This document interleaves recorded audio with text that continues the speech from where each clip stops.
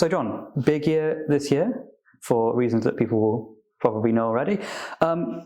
First things first, the birthday itself is at the end of the month. How does one celebrate a birthday like this if one is you? Well, I'm going to be celebrating on my birthday with a Caribbean dinner, which is something that was offered as a birthday present by a very dear friend and colleague, Melanie Marshall, whose family were originally from Barbados. And although she's lived in England all her life, she's retained the secrets of Caribbean cuisine.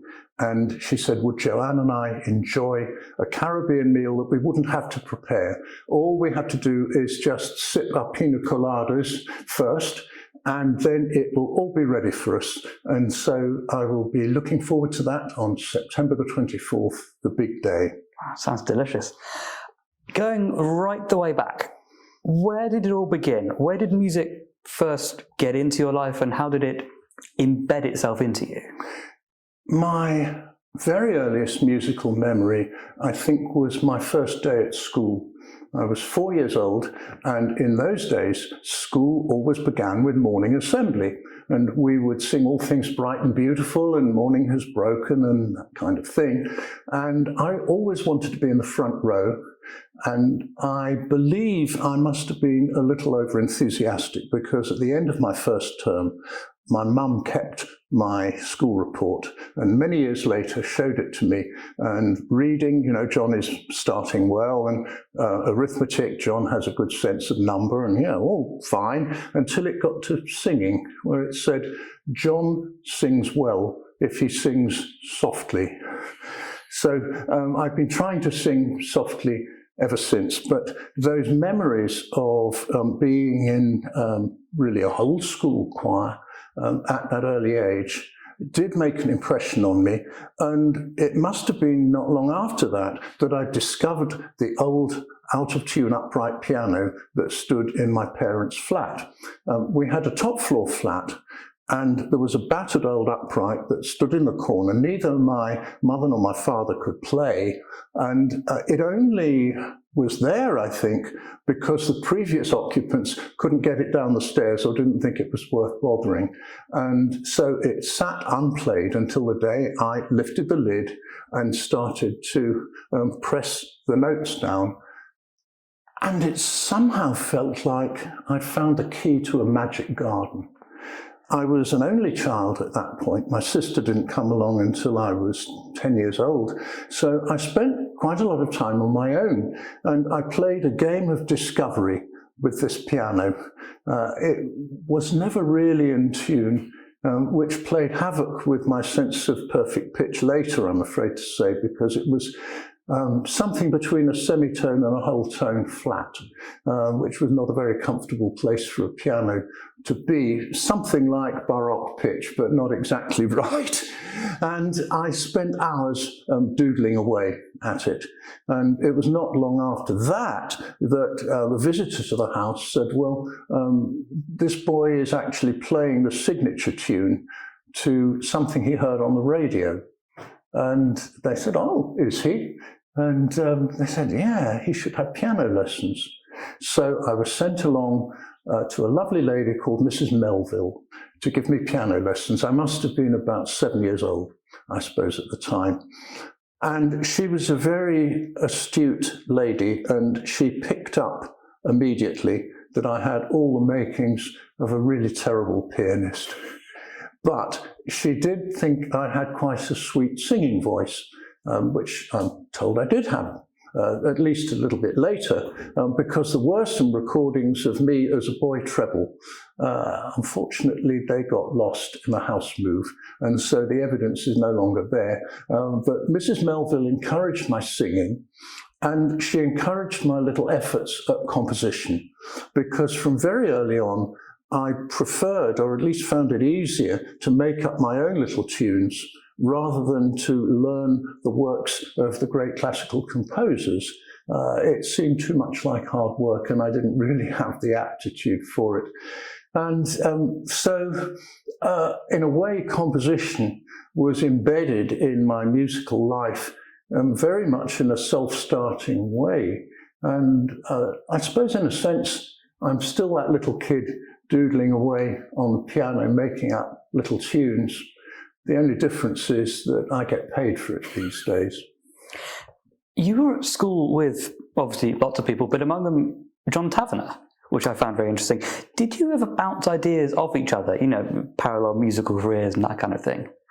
I was very fortunate to be sent to a highly musical school at the age of 8 or 9, Highgate School in North London, which had a strong reputation for music and had a very good choir. And in the senior school, I was joined by a tall, lanky genius by the name of John Tavener. And he, at that point, could rattle off Mozart piano concertos by heart. He must have been about 13 or 14, and I was 12 or 13. He was a year older than me. And more than that, he would compose.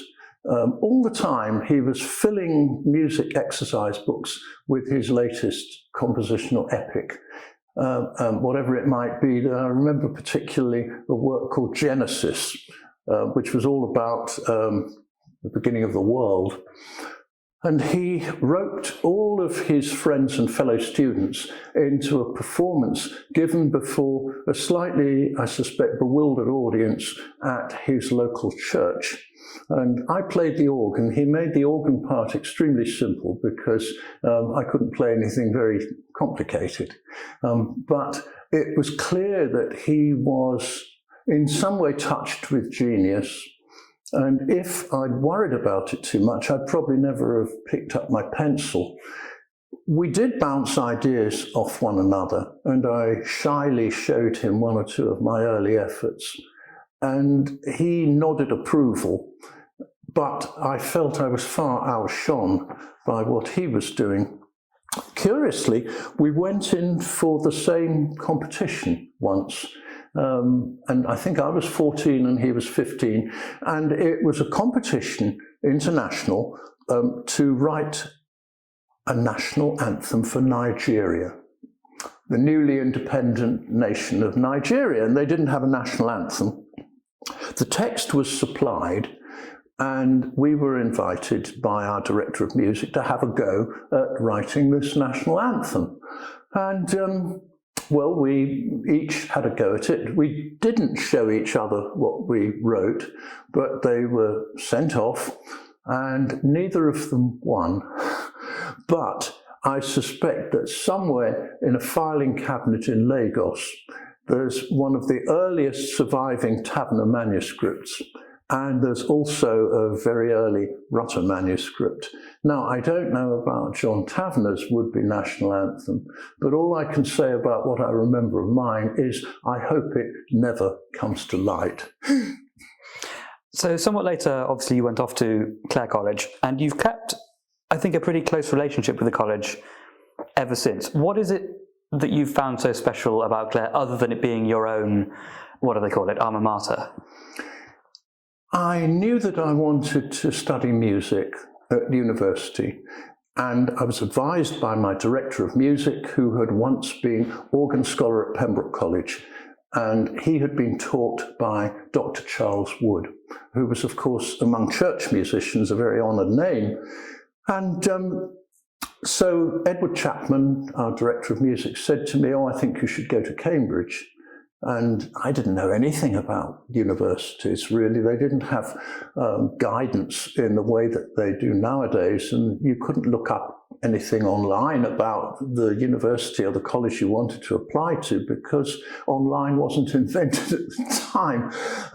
My director of sixth form studies said, "Oh, I was at Clare, and it's quite a nice college." And, well, I'd never heard of it, but I thought, well, okay, I'll apply. And I didn't find out till later that it was right next door to King's College, along the banks of the River Cam, which was a rather fortunate coincidence because it was not long after arriving at Clare College that I encountered the legendary director of King's College Choir, Sir David Wilcox. But what was so special about Clare was that it was perhaps a less competitive environment than King's College, where I suspected I would be overwhelmed by all these incredibly brilliant musicians and that I might never find my feet. I was very unsure of myself at that age. And I was fortunate to be assigned a composition tutor called Patrick Gowers, who at the time was quite young, making his name. And he was very open-minded about the sort of music I should write.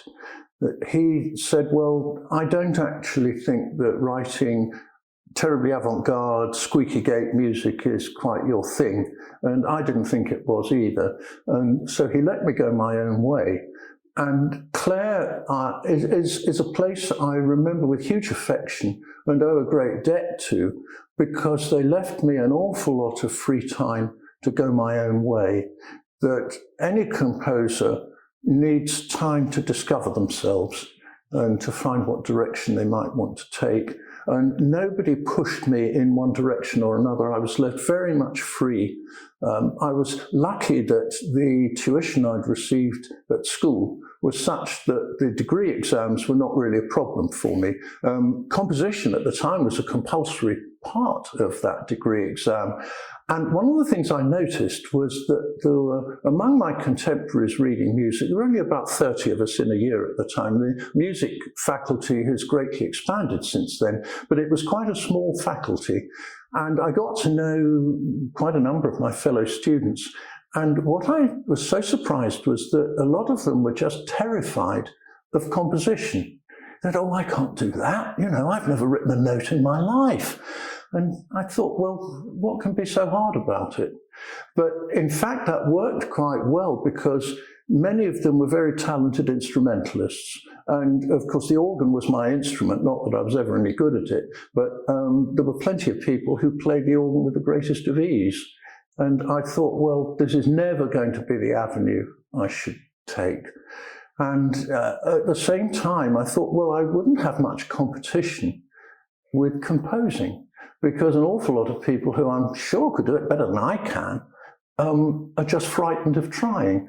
And I was always encouraged. When I was at school, Edward Chapman said, well, you know, composition, it's fine. It's normal. Just do it. And he gave me the best piece of advice I've ever had in my life about composition, which was, write the music that's in your heart.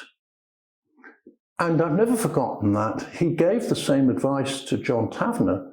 And of course, if you look at John Tavener's music and my music, they're really not very much alike at all.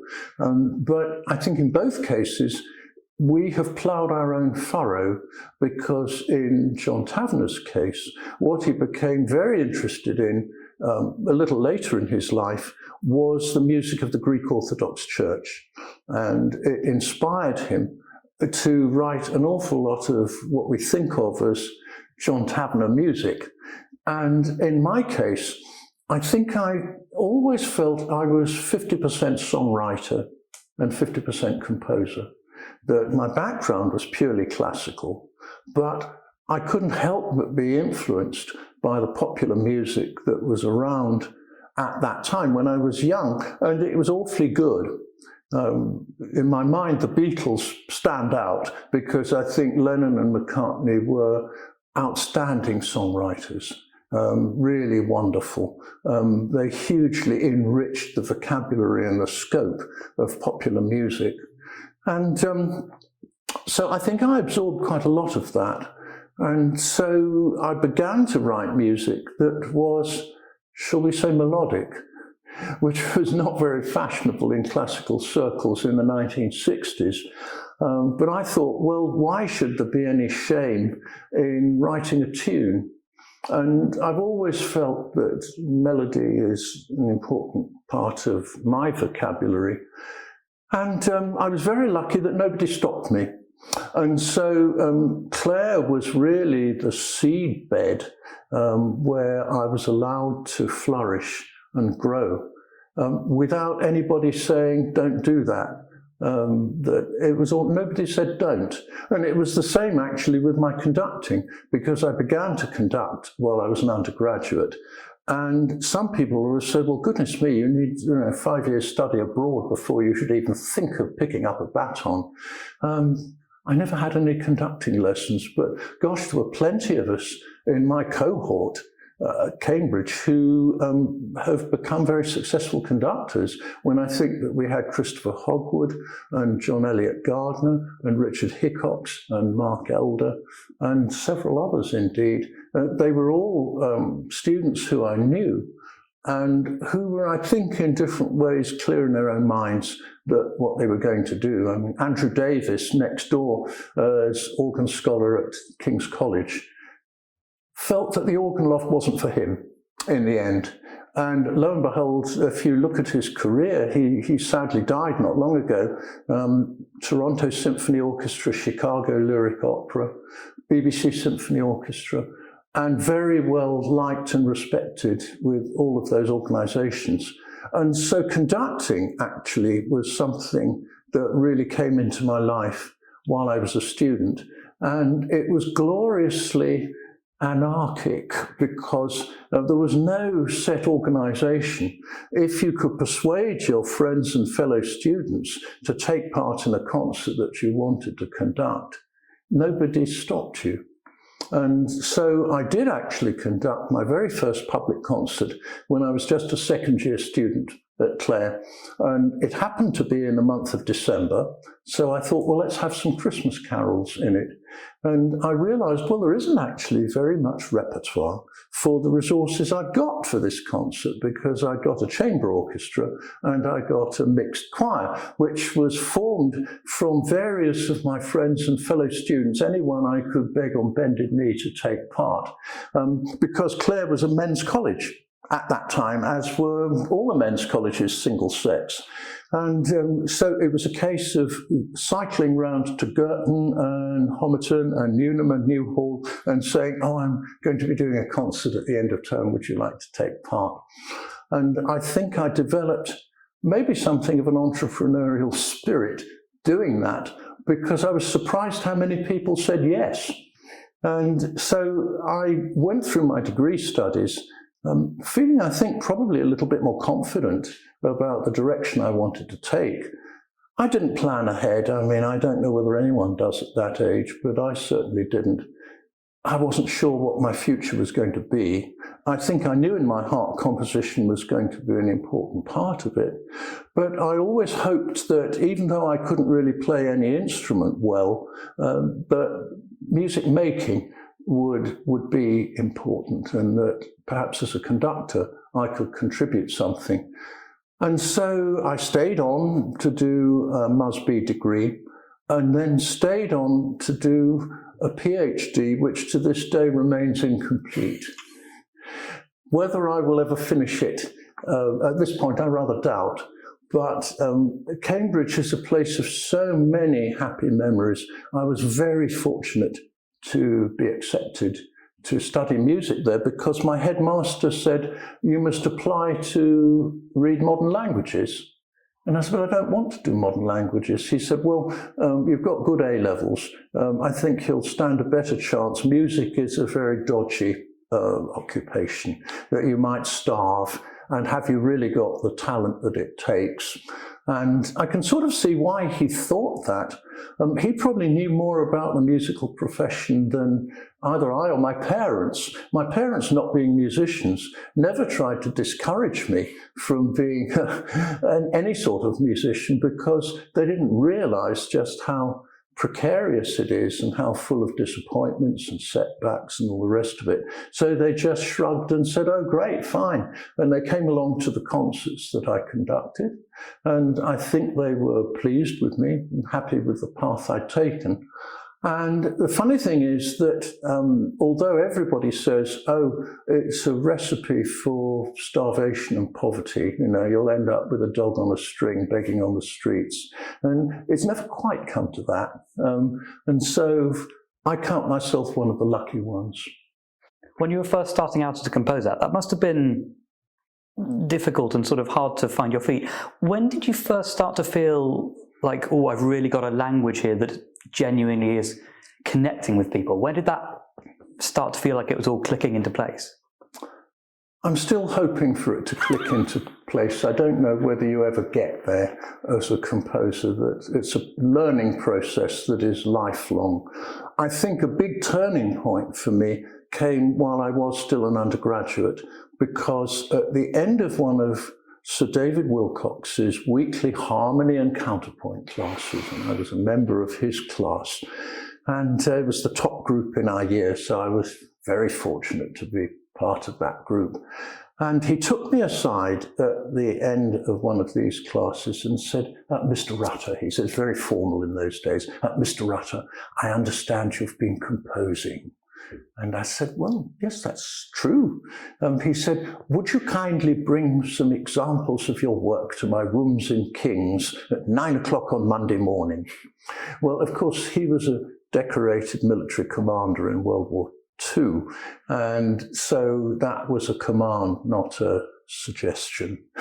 So I turned up at 9 o'clock on Monday morning, the Gibbs building in King's College, and I had under my arm a selection of little oddments that I'd written, including some of the carols that I'd composed or arranged specially for the concert that I'd conducted in Clare College next door. And I think we got to a little piece called the Shepherd's Pipe Carol, and there it was in manuscript, and he looked up and smiled and said, "Yes, well, I don't think I can quite hear it in King's," which was true. But he then went on to say, "But would you like these to be published?" Oh, gosh, well, that's an offer I can't refuse, because he was, and for many years afterwards remained, musical advisor to Oxford University Press in the area of their choral publications. And so what he said should be published got published. And this was a Monday morning, and on Monday afternoons, he always went down to London to go over manuscripts with the senior editor at Oxford University Press, and then he would go on to direct the Bach Choir for their Monday evening rehearsal. There's no evensong in King's on Mondays. And I was very surprised. He asked if he could take those manuscripts with him, and I said, "Yeah, sure, fine." And on Wednesday, I got a letter on Oxford University Press's crested notepaper offering me not just publication, but an annual retainer, which meant that they got first refusal on anything that I might write in the future. And I thought, well, that sounds pretty good to me. The offer was £25 a year. Which even then wasn't all that princely, but it was very nice of them to make that offer. And so I think that was a turning point, because I made the leap from being aspiring composer to published composer. And that was much more important in those days than it would be now, because these days composers can find their audience online. They can typeset their own music using a computer typesetting program. They can put around sound bites on their website or stick them up on TikTok or YouTube. There are many, many different ways of reaching an audience, which were not available back in 1966 or 67, I think it was, that I was first in print. You were absolutely dependent on having a publisher, because without that, you couldn't jump over even the first hurdle. You would remain unknown. And I would never have had the temerity to show up my music to a publisher. But I didn't have to do it because David Wilcox did it for me. And so I owe him an enormous debt, because he saw in my work the possibility of something that might connect with an audience. And in a way, the evidence that it did connect came with the fact that these first publications did do quite well. I was very fortunate. I didn't really know what was happening, but year on year, I started to get more invitations to compose, generally choral music, and quite a bit of it, I have to admit, connected with Christmas. And to this day, I'm very much associated with Christmas and the music of Christmas. I don't fight that too hard, because I would rather be associated with a happy time of year than with famine, plague, or pestilence, you know. And so it is an association that goes right back to the very beginning of my published career, which I owe entirely to David Wilcox. Had it not been for him, recommending my work to a very reputable publisher, I might never have got into print. And therefore, my work wouldn't have got around. And so I wouldn't have had the encouragement to continue composing. I suppose I gained confidence once the work I'd written did begin to circulate, not just in this country, but I particularly started to get invitations and commissions from America. And I don't know why that was quite, but it was the beginning of something which became quite important in my life, because I made the first of what became hundreds of visits to the United States when I was asked to compose my Gloria in 1974. And I'm jumping forward a little bit, but I was invited by a rather far-sighted choir director in Omaha, Nebraska, right in the middle of the USA, where he said, well, I like your carols and I like some of the anthems you've written. Would you write something rather longer and more substantial for my concert choir? And I thought, oh gosh, yes. And he said, furthermore, would you come over and conduct it? And so the two branches of my musical career took an international leap forward, all in one go. And that, I suppose, gave me a bit more confidence. And so it was an exciting time for me. Lord knows it's very hard to get started. Even today, with all the means of reaching out to an audience that I've mentioned, it's hard to get your work put about and creating a buzz. And I suppose you could say that choral music is a niche. It's just one part of the great universe that is music. But it is one where I never thought I would find a place particularly. I continued to write for choirs throughout my career. And I always feel that in a sense I'm coming home, because that is where I started. I sang in my school choir, my church choir, and then my college choir at Clare College. You wouldn't, I think, have wanted to hear us in those days. When it was a men's college, we were a male voice choir, directed just by the organ scholar. And we were not always entirely sober at evensong, I'm sorry to tell you, because the college bar was situated just below the chapel in the crypt. And that was a temptation, sometimes too hard to resist. But at the same time, it was a milestone because I realized that I didn't want to not be in a choir, even if it wasn't the most terrific one. And it has been a sadness in my life that from then on, mostly I've conducted choirs or written for them rather than sung in them. But I think that early background as a choir member is something that has nourished my writing ever since. A choir's like a family, and it's lovely to feel part of that family. As for the influences that have gone into the musical part over the years, you mentioned the sort of songwriting side of things, presumably David Wilcox, not just as a kind of mentor, but also musically. What else is in the mix that makes your music what it is? I'm one of music's magpies. There are explorers and there are magpies. An explorer is somebody who looks for new sounds in music, new territory to explore, discoveries to be made, something that will take listeners far away from their comfort zone, maybe into some unknown region. But I'm much more of a magpie. I take the sounds in the air that are around me and I gather them in and make something of them. People tell me, and this is, I think, a rather nice compliment, they say, oh, I can always recognize anything you've written. And I thought, well, I wonder how that is, because so much of it is just music that I have found somewhere and turned into something of my own. I always think that Bach was a musical explorer. Up to the end of his life, he was searching for the last secrets of counterpoint in the art of fugue. He never finished it because death intervened.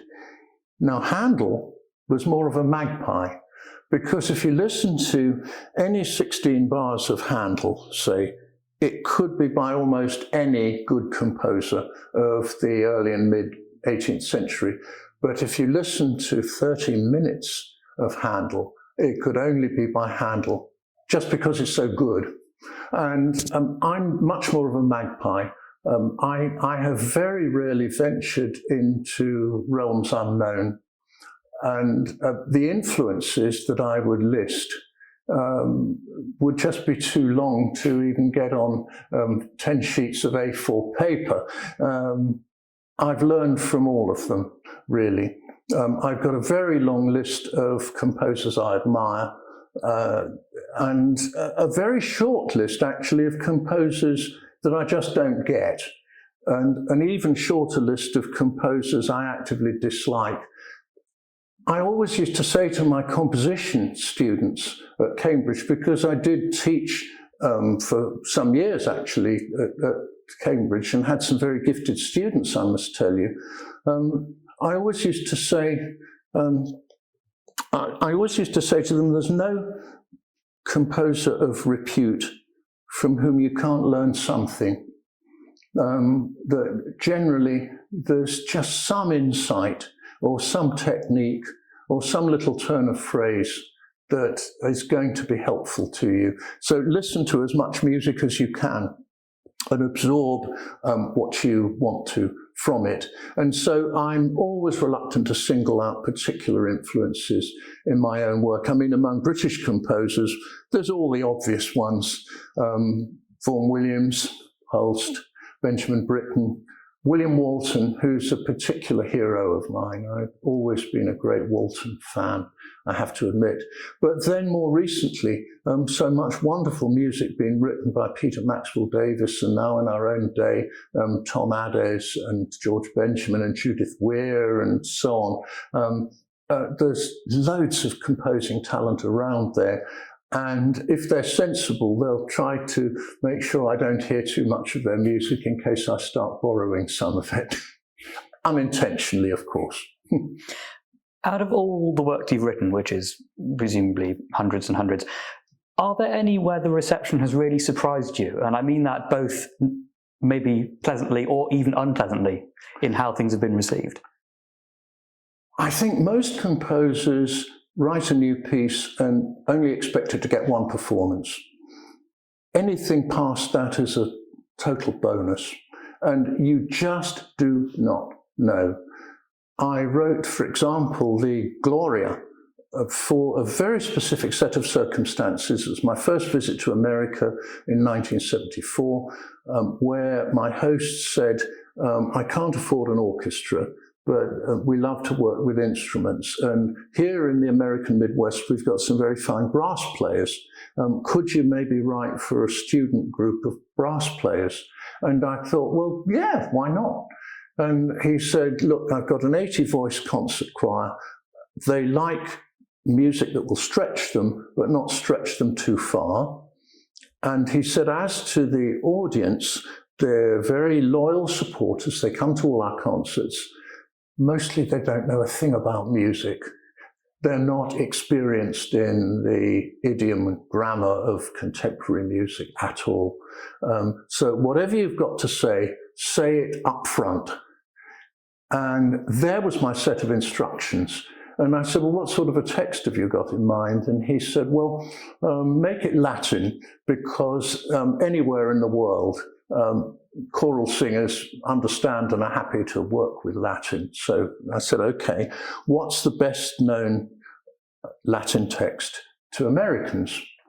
And he said, well, the absolutely best known is E pluribus unum, because it's written on every dollar bill.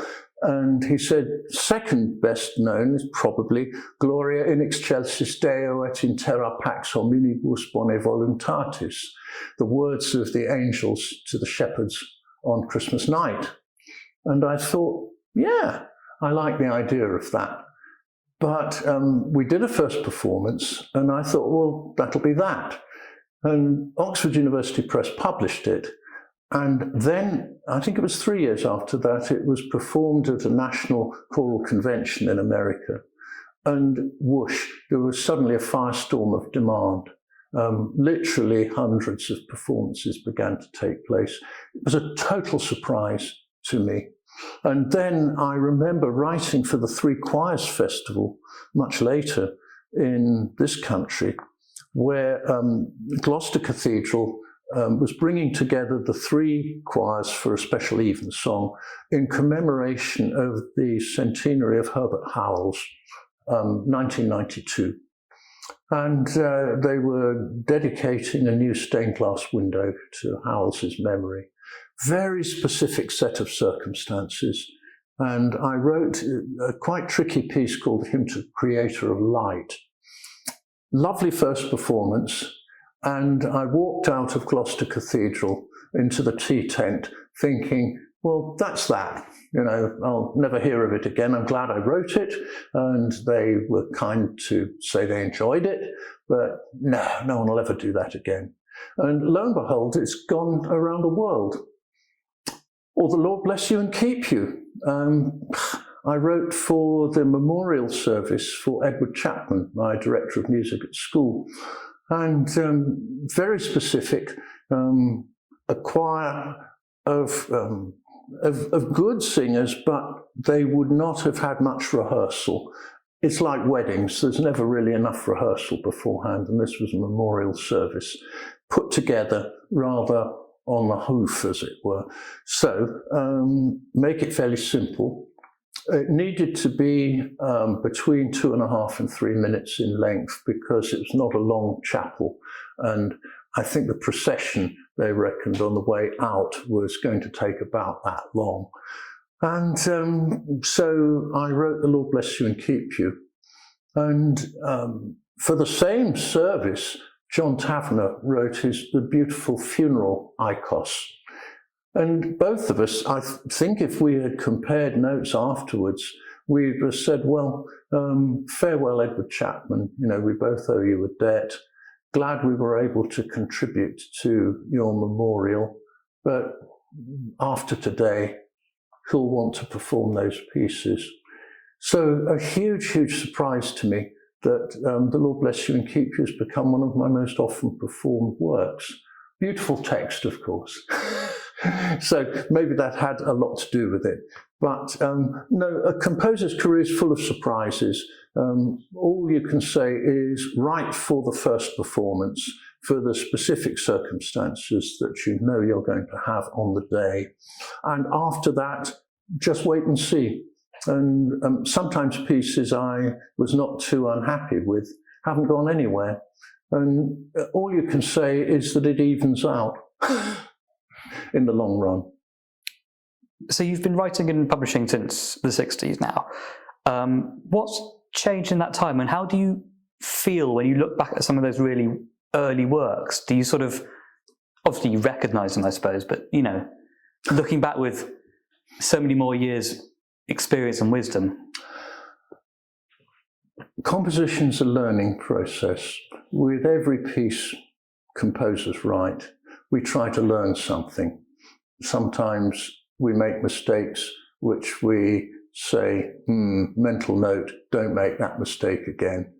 And sometimes we come upon something where we say, oh, that worked rather well, maybe I'll use that again.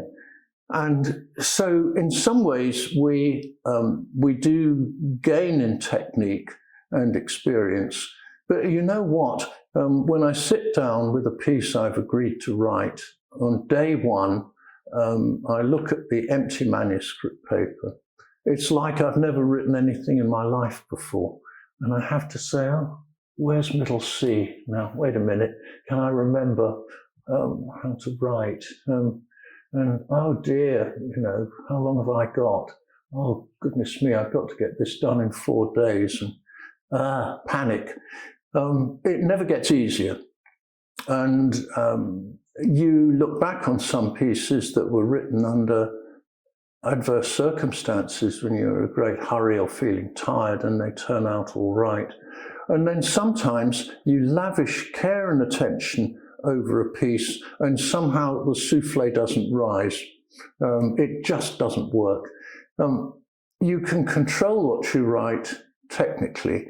you can't control, for want of a better word, the inspiration that may or may not be there.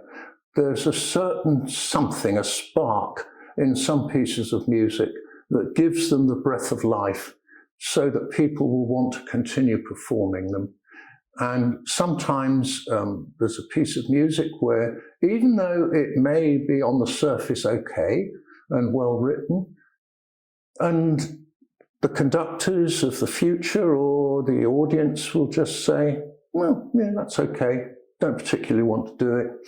And that will be the end of that. Truth is, we're trying to control a process that is not under our control, really. That you can control the circumstances of composition, you can be disciplined about it, and I think most composers are, that we usually say, right, well, I'm going to start work at 9 o'clock and I'll continue working with suitable breaks until maybe 8 in the evening, and then I'll answer emails. You can go that far, but what happens between 9 a.m. and 8 p.m. is not under your control. That there can be days where you maybe write something down and you think, oh, maybe that's okay. Look at it the next morning and say, oh no, tear it up. And then sometimes, for no reason, you'll have a good day. That we're trying to turn on a tap that's just slightly out of reach. And that's one of the reasons composers are often quite superstitious or have rituals attached to composition. Haydn believed he wouldn't get any ideas till he put his signet ring on. And he said, and I'm going to wear my best clothes and put my wig on because I'm composing. And he thought that if he didn't do that, he wouldn't get any ideas. Paul McCartney was convinced that he must not learn how to read music or take theory lessons, because he said, if I do, it might spoil my gift and I might never write anything that's any good again. And so we all have our own particular rituals and superstitions, but it's because ideas are something that either come to you or they don't. And if you do get some sort of an idea, your ability to manipulate it and make a composition out of it may improve as the years go by. But the quality of the ideas may not improve at all. I think, looking back on my early stuff, yes, if I was writing it now, it wouldn't be the same because I'm not the same person. I wrote a requiem in 1985 because that was how I felt about the themes that a requiem addresses in that year. I don't feel the same about them, I suppose, in 2025, all these years later. And if I were to sit down and do another requiem, it would probably come out quite different. As the old saying goes, you can't swim in the same river twice. And whether I've actually learned anything over all these years, I don't know. No composer wants people listening to one of your latest pieces and going out at the end saying, oh, he's gone off. You know, his stuff was much better years ago. That's something that would be quite hurtful. We learn some things, we lose others, I think. Spontaneity is a gift of youth. I think that if John Keats hadn't died at the age of 25, he might have lived on like Tennyson did and turned into a boring old windbag, you know. But luckily, death was a very shrewd career move. And so I don't know that my work's improved. I have learned some things. And I think I've probably learned to be more self-critical in the sense that you shouldn't probably, in any sphere of writing, whether it's music or words or painting or anything, probably shouldn't trust the first thing that comes into your head. There needs to be a process of sifting and quality control that you apply to it. But again, it's not really under our control. And so I just remain, in a sense, humbled by the fact that, along with other composers, I've been given a certain urge or drive to try and compose. But whether I've made good use of that gift or not, I don't know. My composition tutor at Cambridge always used to say I was a bitter disappointment to him. He said that in later years. And I always felt a little bit crushed by that. I mean, he said, well, you could have achieved so much more. And, you know, what's your writing? Well, yes. And I didn't feel better about that until years later. I met a very fine composer called Nigel Hess, who specialises mainly in film and television music. And we were chatting at one of these industry luncheons, and I said, oh, Nigel, weren't you at Cambridge? And he said, yes, and I was. And I said, didn't you write music for the Footlights Review, which of course is quite renowned? And he said, yes, I did. And I said, oh, you know, was it a happy time for you at Cambridge? And he said, well, it was, except I had this composition teacher who was always telling me what a terrible disappointment I was to him. And I thought for a moment, I said, was his name Patrick Gowers? Now, he was probably right to spur us on in both. I think he might have said that to all his composition pupils in the hopes that we would try harder and aim higher. And so Patrick, alas, he's gone from us now. I continue probably to be a terrible disappointment to you, but I assure you, sitting on your cloud up there, that I'm still trying to do better. I'm sure you're sick to death of people asking you this, but out of all your compositions, if we really pinned you down and said you have to pick a favourite, what would it be? My favourite one of all my compositions is the next one that I haven't written yet, because I'm still trying. And I think it would be like admiring yourself in the mirror, to look back over what you've done. All I can say is with each and every piece, I did do my best.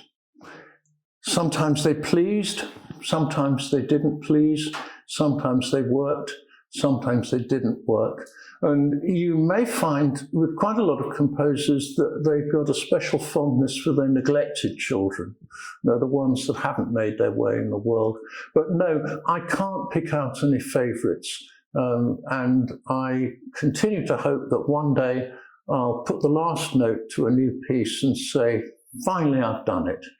This is a piece I'm really proud of. Give it time. I'm still working on it. Obviously, you spend presumably hours and hours composing each day. What do you do other than that? How do you get it out of your head and, you know, relax? And what do you do to have fun? I think any composer does need to unwind. And the way that I have found I do that best is by working in other branches of music. Musicians are driven people. We're not normal. We're obsessives.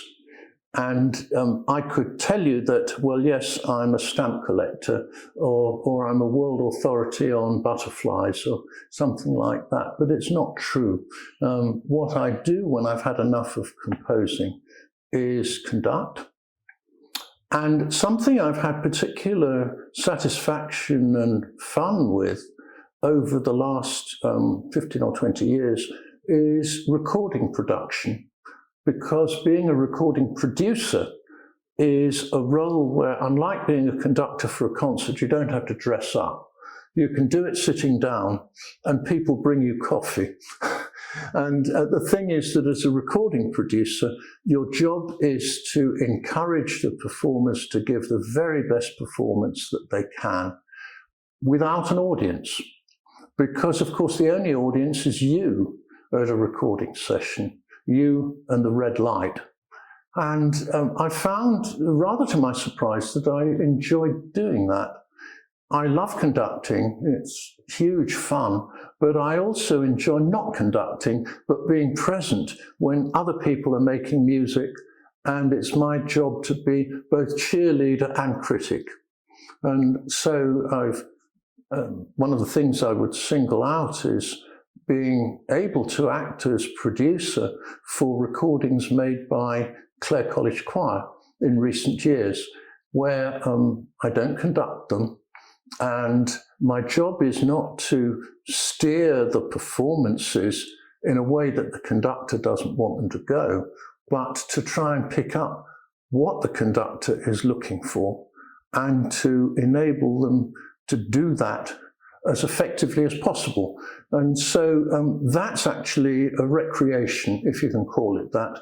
Beyond that, there's always the swans and the other birds in the meadow when I have my afternoon tea break.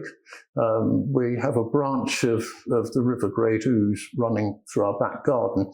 And I grew up in central London, so I had rather little knowledge of bird life beyond pigeons and sparrows, but I've been learning. And that's something I do take pleasure in nature. When I have time to do it, I enjoy taking long walks in the country. Again, not much time, really. And I don't think in terms of retirement, because by and large, composers carry on right to the end. And I think that's what I shall probably do. But there are all sorts of fun projects, like visiting every single English cathedral and really learning about the architecture. I've done probably 2/3 of them, but there are over 50 there. And I would like to really get to know them all in detail and then go on to the parish churches. I wouldn't be qualified to write guides to them like Simon Jenkins has done, but I have a sense of history, which is something I neglected at school. I wish I'd listened harder in history lessons, because it is something that fascinates me more. And reading, I suppose, is something that probably anybody would tell you they get great pleasure from as a way of unwinding at the end of the day. I never used to, but these days I read myself to sleep. Sometimes fiction, more often biography or autobiography. I've just been reading Stephen Huff's wonderful autobiography called Enough. And that's the sort of thing that will send me off into dreamland very happily. So probably half an hour of every single day goes into some kind of recreational reading. That leads us on very nicely, actually, to the piano concerto. It's one of several recordings of your music that are coming out this year. This is mid-September and premiere performances later in the year. Where did this idea first come from to write the piano concerto? It's not what people associate you with, which again, you're probably sick of hearing. I have to admit I'm very excited about the release of what is my first completely orchestral album. I love choirs with all my heart, and I've been associated with choral music my whole life, but I also love orchestras.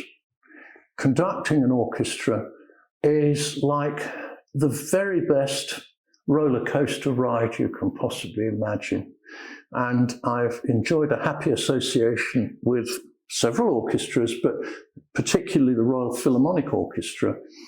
And it was they who played the first performance of my piano concerto Reflections right back in 1979. And I conducted the performance at a festival where they were the orchestra in residence. And somehow I laid it aside as unfinished business, because I felt that there was something not quite right about it, and I couldn't put my finger on it. It was a 5-movement work lasting over 35 minutes, actually. And I didn't offer it for publication because I thought, there's just something that I need to do to this to just get it right. And so I laid it aside. And then during the lockdown, as a project, I was clearing the attic, and I found an old box of tapes with a score of this piece from 1979. And I played the recording to my wife. I've still got an old open reel tape recorder. And I'd recorded it, just a rough sort of one microphone back of the hall sort of thing. And she said, well, you could revive that. And I said, oh, do you think so? And she said, yeah, you need a really terrific soloist for it. And I'd had a terrific soloist, now retired, unfortunately, or semi-retired. And she said, well, who's your favourite concerto soloist? And I had a very short list. I said, well, do you know what? I hugely admire Stephen Osborne, who has been a rising star for some years. And I thought, oh, he'll never want to do it. And she said, oh, go on, send him a score, which I did. And I was amazed to get an email back by return saying, I would love to record this. He said, but there's something wrong with it. I said, I know there is. Do you know what it is? Because I can't put my finger on it. He said, well, yes, there's a movement that just doesn't belong. It's the elegy, which precedes the finale. He said it belongs to a different world. And besides which, if you cut it out, you'll have a 4-movement concerto, and 4 movements is plenty. It will last 25 minutes, and that's a much more sensible length. And he then said, but the elegy would stand on its own. And I think I'd like to record it, but separately, not as part of the concerto. And the project gained momentum, and an American benefactor very kindly funded Stephen's fee for playing it. And the Royal Philharmonic said, yes, we'll be very happy to record it. And I said, well, it needs to be part of a longer album. And I had a piece called Cityscapes, a 3-movement orchestral suite, which again needed a recording, really, because I'd written that in the 1970s and somewhat laid it aside. And there we had really the essence of the recording that we made earlier this year. It was hugely exciting because orchestral music's not something people associate me with. And I thought, well, I have been writing all these years, somewhat, for instruments and orchestra, but not nearly as much as I have written for choirs and voices generally. And I thought, well, it's never too late. Maybe this would just be a chance to put on show some of what I've been doing in the orchestral sphere. And with such a fantastic soloist and a fantastic orchestra, I thought this is just too good a chance to miss. My benefactors, who were kind enough to pay for Stephen's fee for the recording, said, oh gosh, you know, yes, you must have Stephen, and you must record this. And thus the project gained momentum and took place. And so it will be, in a way, an experiment, because a lot of people will be hearing this music for the first time, and they must judge for themselves whether I've been pigeonholed rather unnecessarily into writing just for choirs and voices, or whether actually I can write also for orchestra and solo instruments. I love the idea of the piano concerto as a dialogue, a conversation. And yes, of course, it can be a confrontation, which is rather fun, you know, like Tchaikovsky or Rachmaninoff or someone like that. But there's more of the element of conversation. And it's quite a wide-ranging work, because some of it is quite cinematic, I suppose you could say, and some of it is rather reflective, which is why I've called it Reflections. And it's got a fast and furious finale, which pays homage, rather oddly, to the Keystone Cops and the music of the silent cinema. And it's not to be taken altogether too seriously. But after 3 fairly serious movements, I thought, well, a fun finale is perhaps okay. And the sessions went like a dream. We all had a lovely, lovely day recording the piece. And I know that Stephen Osborne's a great perfectionist, but he sent an edit in due course, and he said very little I'd want to change. He said, I think it's turned out fine. The orchestra played like a dream. Our producer, Chris Hazel's one of the most experienced in the business. And I thought, well, he may be coming over on the loudspeaker saying, "Can I have that again, please?" But there was very little of that. So what you hear is fairly much what happened on that lovely January day where it all came to pass. Very exciting for me because conducting it brought back memories of something that I'd written all those years ago. And I thought, well, if the orchestra and the soloist can play it as well as this, it must mean they like it a bit. So we will see how it goes down. It's venturing into new territory. But one of the things I think composers are always refreshed by is the chance to do something different that they're not necessarily associated with. And this is that opportunity. As we talk, it is the tail end of August, but Christmas is inevitably bearing down on us. It always does.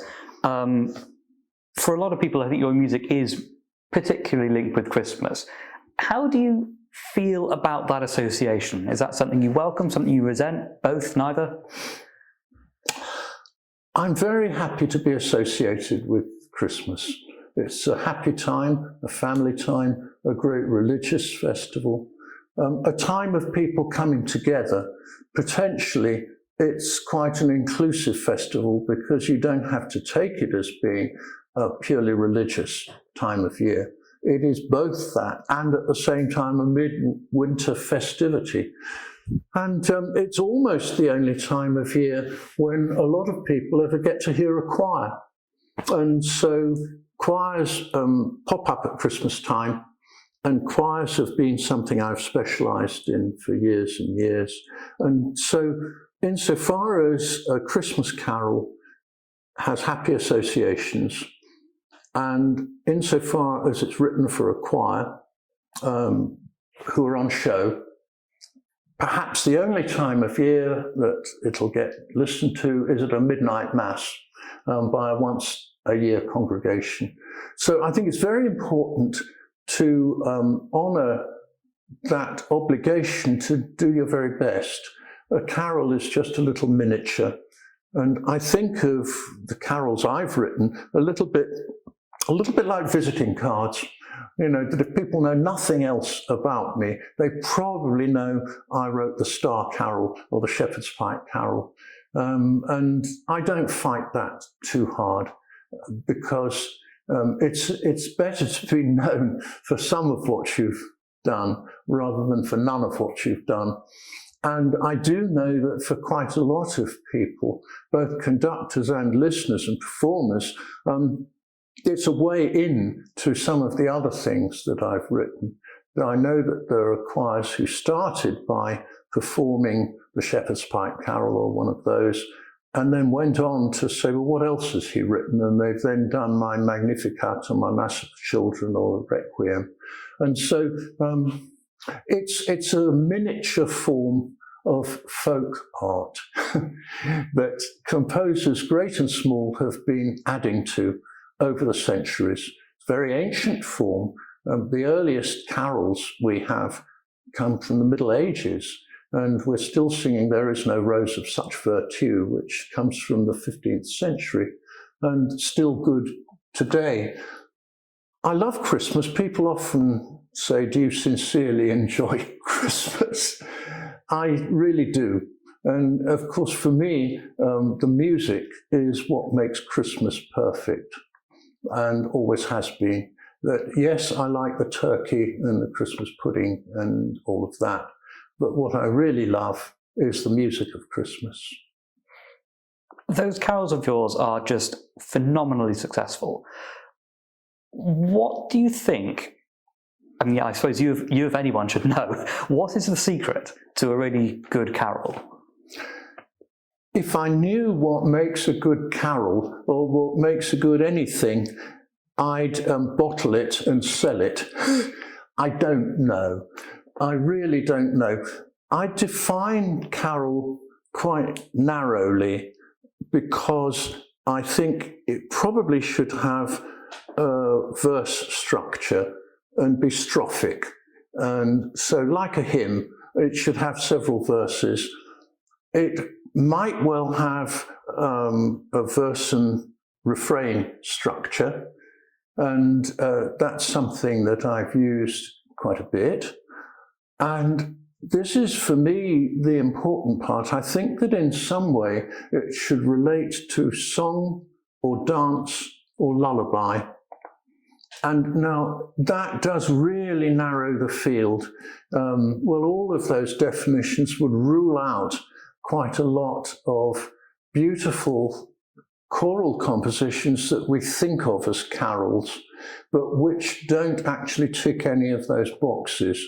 And if you listen to the Festival of Nine Lessons and Carols from King's College on Christmas Eve, over the years you would probably reckon that an awful lot of the pieces that are badged as carols are actually Christmas motets, which happen to have a seasonal text. And there's nothing wrong with that. The Morton Lauridsen Magnum Mysterium is an absolutely lovely Christmas piece that I'm happy to include in any Christmas service, but I would say it isn't actually a carol. And so I've tended to work at what you might call the folksier end, where there are pieces you might dance to, or pieces you might rock the cradle to, or pieces that you might sing, if not exactly lustily in the open air, going out wassailing, at least you would get a merry group of voices singing. Christmas is such a wide-ranging festival, isn't it? I mean, it is both a jollification and it's a celebration of a mystic birth a long time ago.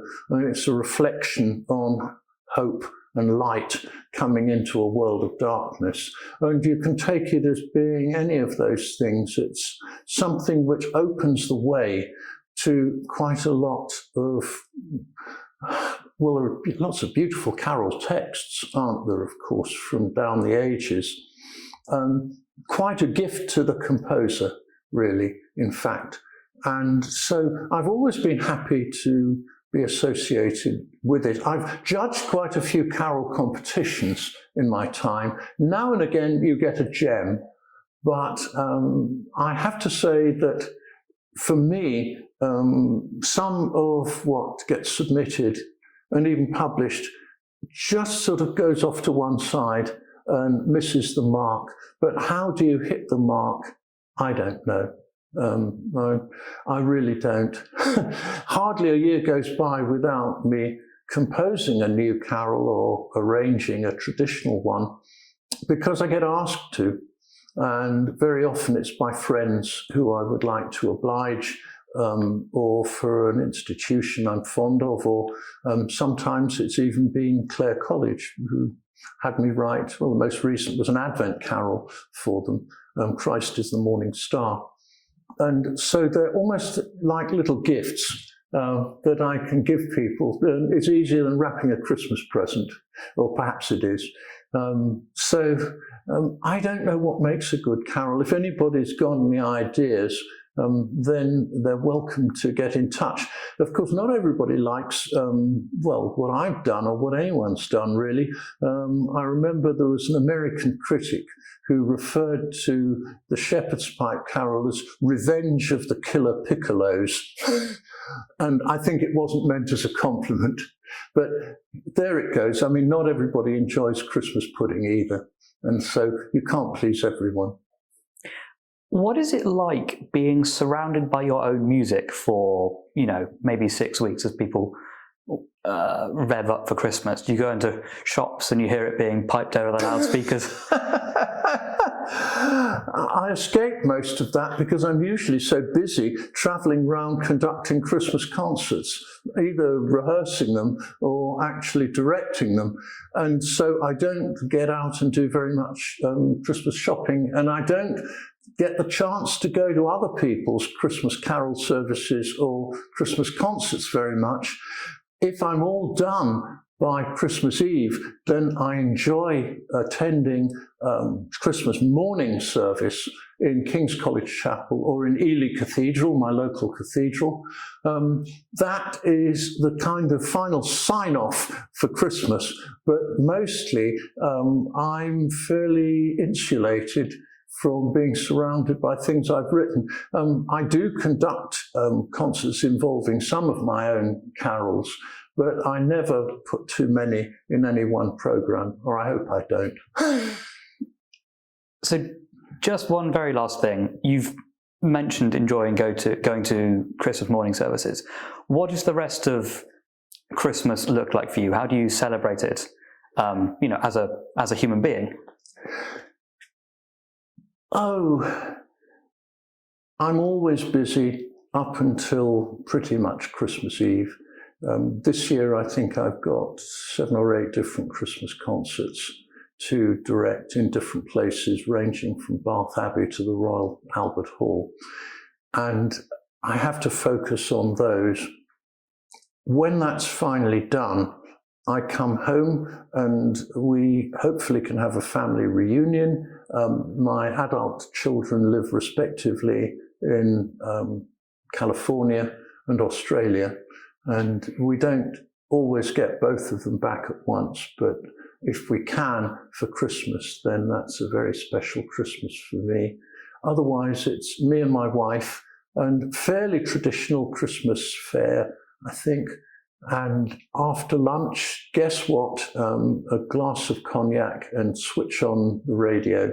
And it's the Christmas Eve Festival of Carols broadcast on Christmas Day by Radio 3. And that, I think, makes it complete.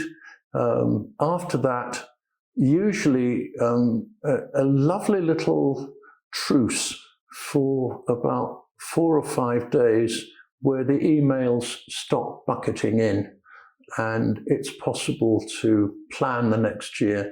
And so what I usually do on Boxing Day is get my wall calendar out for the next year and start blocking out the dates that I know I'm going to be doing this or that or the other. And so it may seem mundane, but that's my sort of period of rest and refreshment. And then somehow by January the 1st, it all starts up again. And I continue to lead the disordered life of a busy professional musician. Never stops, does it? It never stops, no. And I suppose I don't want it to, because I'm doing something that I love at its best. It's hard work and it doesn't get easier, but along the way, I've met some wonderful people, some lovely colleagues, many of whom have turned into dear friends. What I do like to do, I don't usually have time to write Christmas cards, so I write New Year cards. And that's something that I maybe do. I don't do newsletters, but I love to write to my friends with a New Year card. Sometimes people I haven't seen for a few years, but who are still dear to my heart, and say, how are you doing? What sort of a year have you had?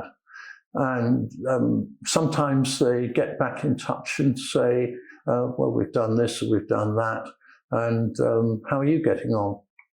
And that's a catch-up time.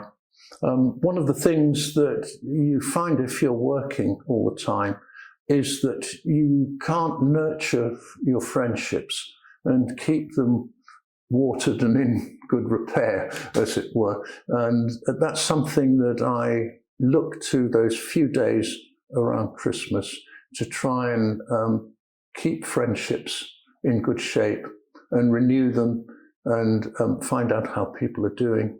Maybe make some new friends too, which is one of the great rewards of music, that music does bring you friends and wonderful friendships.